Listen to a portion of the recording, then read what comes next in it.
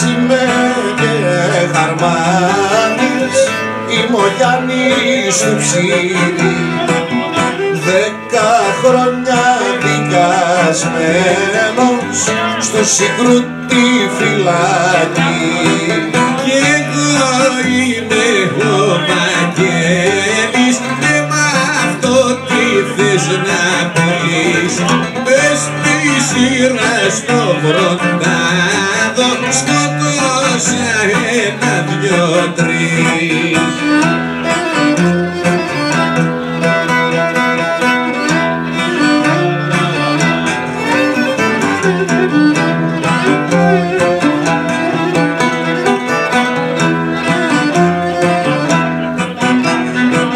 Φλάμης είσαι ρε Βαγγέλη και γι' αυτά μη συζητάς, ούτε και σε λογαριάζω τι κάνει σε συμφωνιά.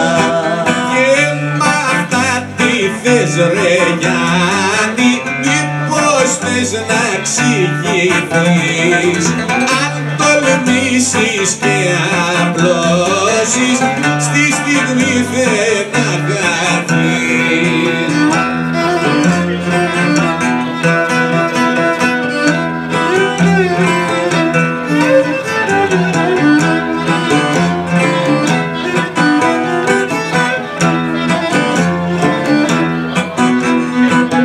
Και τραβάνε τα μαχαίρια και χτυπιώνται στα γέρα, κι έτσι ο Γιάννης ξεμπερδεύει το Βαγγέλη το Φωλιά.